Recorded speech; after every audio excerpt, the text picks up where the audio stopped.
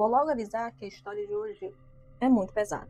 Se trata do caso Junko Furuta. Acredito que seja o caso mais brutal do Japão.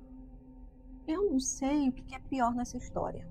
Se é a crueldade que usaram contra a garota ou o fato do crime ter sido perpetrado, realizado por adolescentes, ou a sentença que foi dada a eles no julgamento.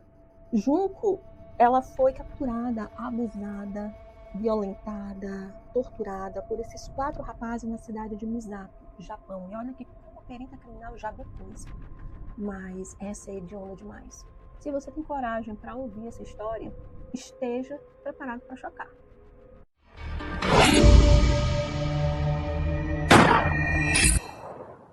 Mas a ideia não é te causar desconforto sem necessidade, é um alerta. Por isso eu estou aqui para fazer esses alertas.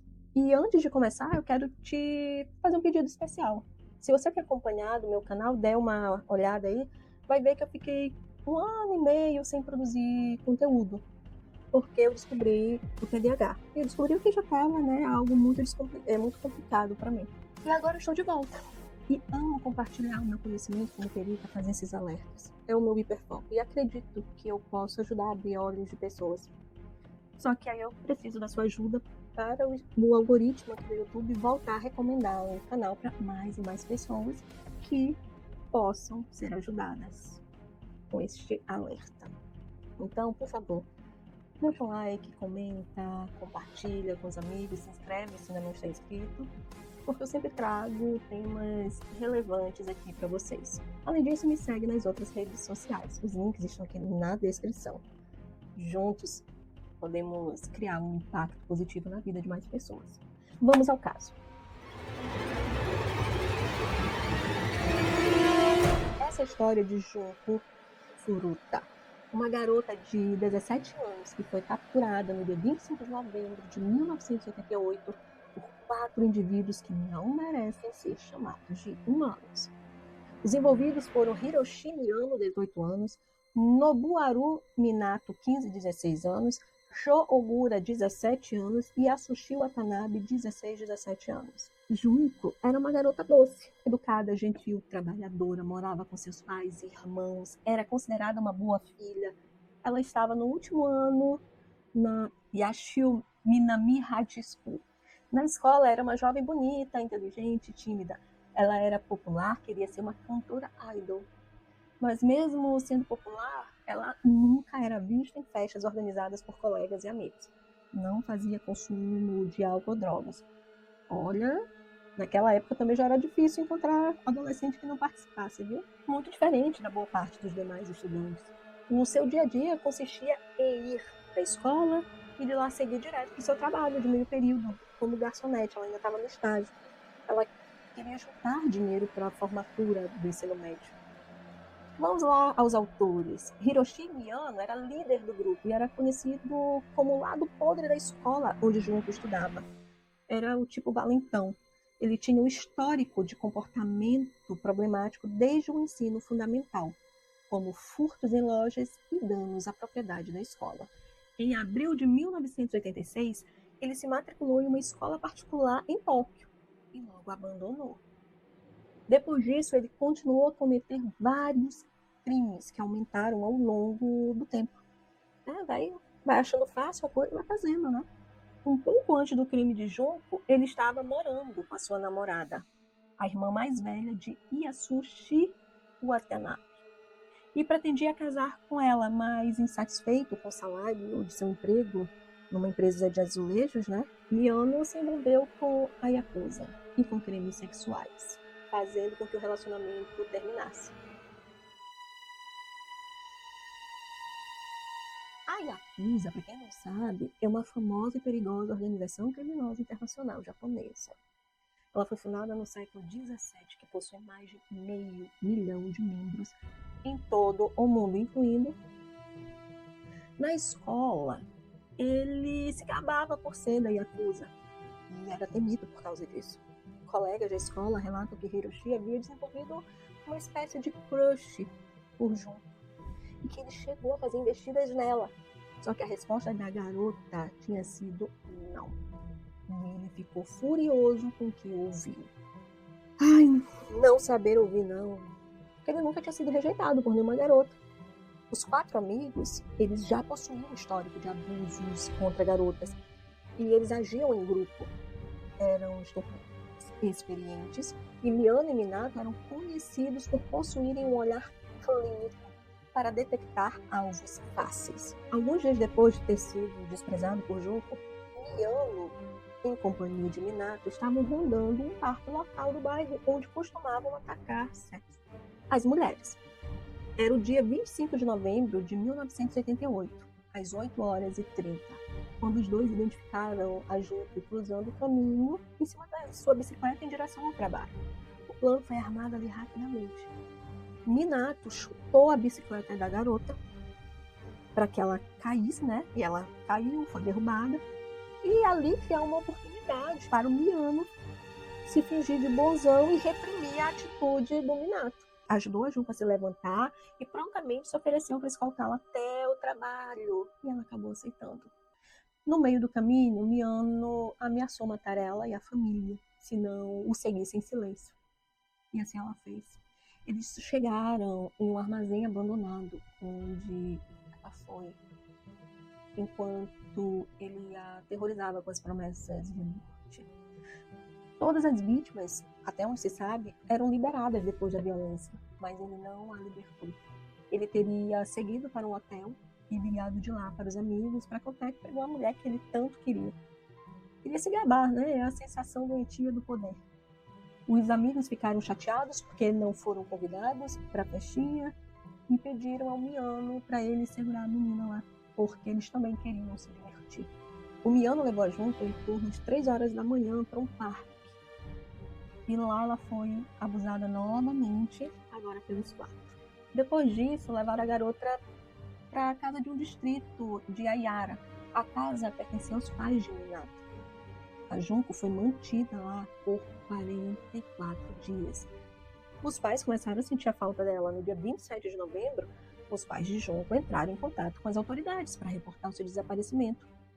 Miano obrigou a Junko a telefonar para os pais e dizer que havia fugido para a casa de amigos e que não retornaria mais, para deixarem de procurá-la, para evitar que começassem buscas, né, atrás da garota.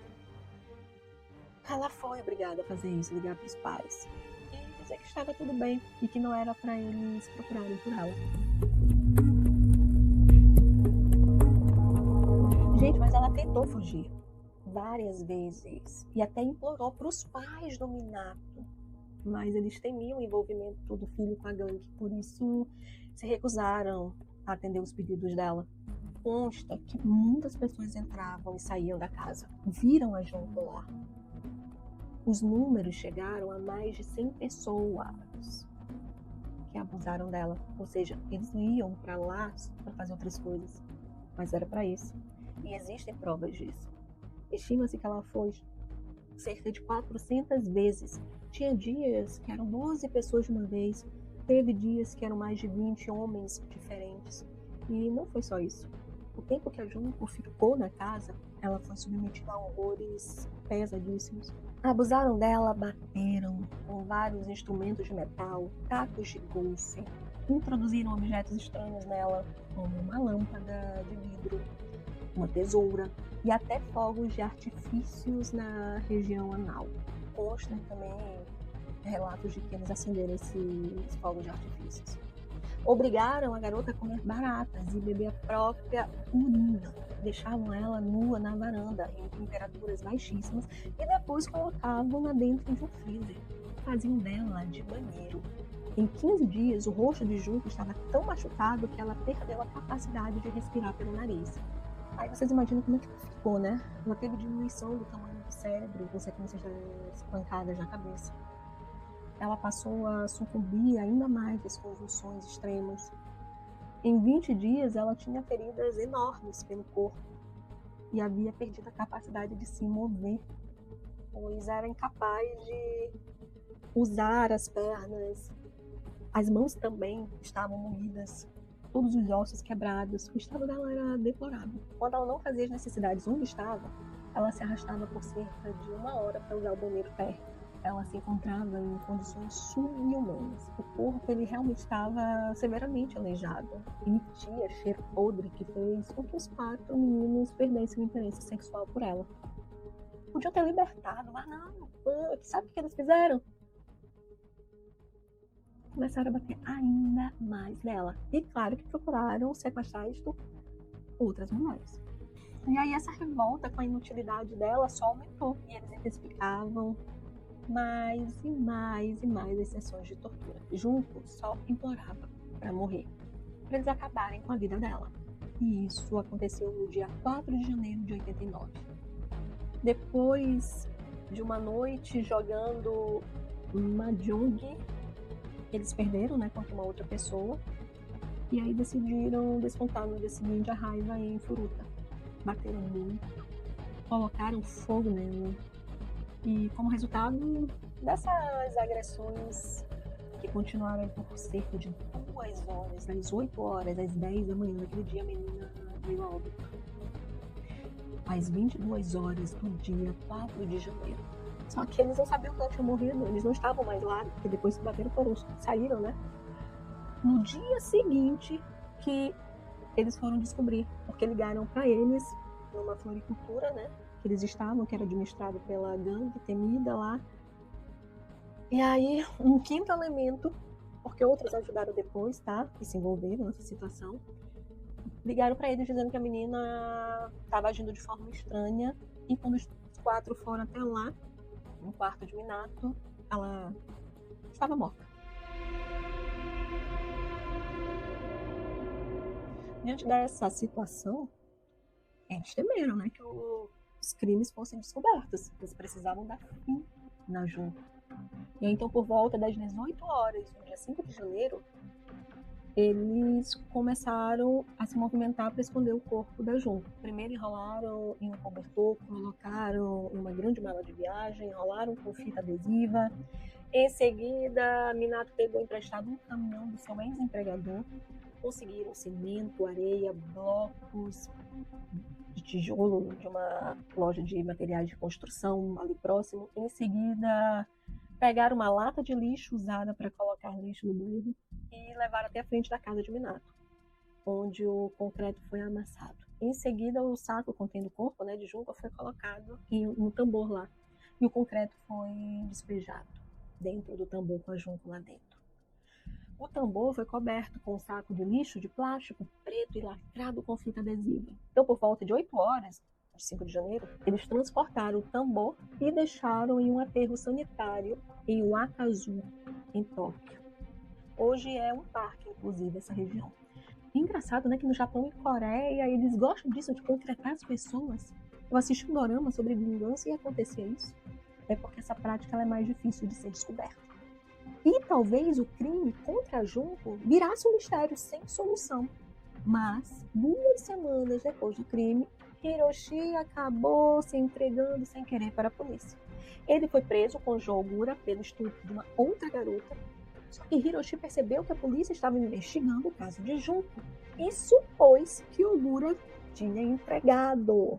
Então, com essa suposição na cabeça, fez com que ele revelasse a localização e o corpo de Junco para a polícia. A polícia foi até o local, encontraram o tambor, tiraram o corpo de lá, levaram para a autópsia, né? E na autópsia, todas essas brutalidades elas foram confirmadas. Encontraram sêmen dentro dela e enviaram para o laboratório de genética forense. Eles encontraram mais de 100 perfis de DNA masculino diferentes. Agora, o que resultou nisso, vocês não têm noção, não.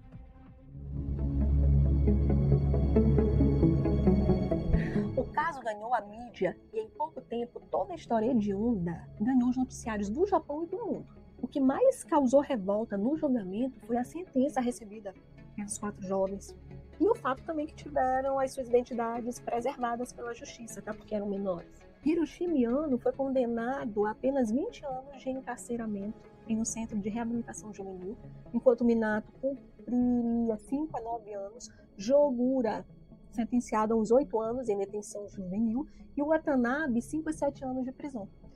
Em outras circunstâncias, eles teriam sido punidos com prisão perpétua ou pena de morte, que era isso que estavam pedindo. mas acredita-se que a Yakuza tenha se envolvido na época. Agora, vocês não vão acreditar o motivo da condenação, tá? Não envolveu estupro. Eles foram condenados por lesão corporal que resultou em morte, não foi nenhum homicídio. Nenhum foi condenado pelo estupro, porque, segundo o judiciário japonês, eram mais de 100 perfis masculinos encontrados nela. Eu realmente não consigo entender a lógica deste raciocínio. É um absurdo. A justiça, para tentar compensar os pais de Junko, condenaram os pais de Minato a pagar uma indenização aos pais da Junko em um processo civil. E para isso eles tiveram que vender a casa. Como se os pais da Junko quisessem ser compensados. Eles queriam a justiça.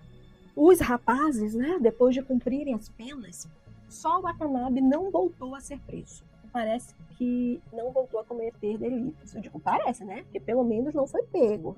E aí fica a minha dúvida. O Watanabe também foi o único a não mudar o nome. Hiroshi Miyano continuou a ter envolvimento com a Yakuza e ostentava uma BMW e relógios de luxo. Se envolveu com vários crimes de fraude, foi preso novamente em 2013, mas foi solto logo. E depois disso ninguém sabe onde ele está. O paradeiro é desconhecido. Entenderam por que eu quis fazer esse vídeo? Sabe-se lá onde este ser está? E as pessoas precisam entender que isso é absurdo. Não há justificativa para um comportamento desse. Bem, é aquilo que sempre eu falo aqui para vocês. Todo o cuidado do mundo ainda é pouco. Por isso, fiquem atentos. Até o próximo vídeo. Beijos.